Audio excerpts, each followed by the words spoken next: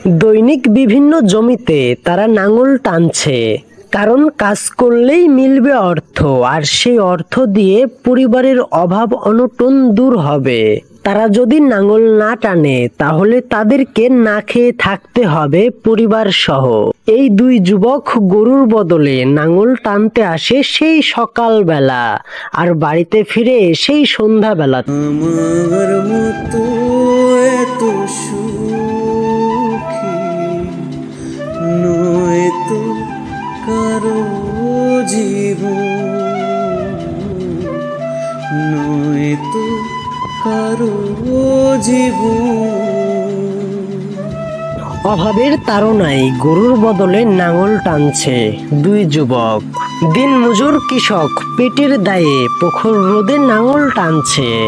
দৈনিক বিভিন্ন জমিতে তারা নাঙল টানছে, কারণ কাজ করলেই মিলবে অর্থ, আর সেই অর্থ দিয়ে পরিবারের অভাব অনটন দূর হবে। তারা যদি নাঙল না টানে তাহলে তাদেরকে না খেয়ে থাকতে হবে পরিবার সহ। কিন্তু পরিশ্রমী এই যুবক তারা গরুর বদলে নিজেই টানছে নাঙল, কারণ ওই যে বললাম, নাঙল না টানলে তারা খেতে পাবে না, কারণ তারা অসহায় গরিব দরিদ্র মানুষ। তাদেরকে তো কাজ করে খেতে হবে, তাদেরকে তো বেঁচে থাকতে হবে, তাই না? কিন্তু এই আলুর জমিতে গরুর বদলে মানুষ দিয়ে যে নাঙল টানা কতটা কষ্ট, সেটা আর কেউ না জানলে আপনারা তো ঠিকই জানেন। তারা তো দিনমজুর কৃষক, তাদেরকে তো কাজ করতে হবে, আর যদি তারা কাজ না করে তবে তারা কি খাবে? এই দুই যুবক গরুর বদলে নাঙল টানতে আসে সেই সকালবেলা, আর বাড়িতে ফিরে সেই সন্ধ্যাবেলাতে। এভাবেই তাদের জীবনটা অতিবাহিত হয়ে যাচ্ছে। এরপরেও তারা অনেক সুখে আছে, শান্তিতে আছে। তারা দুবেলা দুমুঠো খেয়ে সুখে শান্তিতে থাকতে পারছে। আসলেও তাদের চেয়ে তো আমরা অনেক অনেক অনেক বেশি সুখী আছি, তাই না? মহান আল্লাহর কাছে তো এটাই হাজার নিয়ামত, তাই না? যে তিনি আমাদেরকে ভালো রেখেছেন, অর্থের অভাব বুঝতে দেয়নি। এরপরেও আমরা সুখী না, শান্তিতে নেই। কিন্তু এই অসহায় কৃষকদেরকে দেখুন, তাদের হয়তো টাকার অভাব আছে কিন্তু সুখ শান্তির অভাব নেই।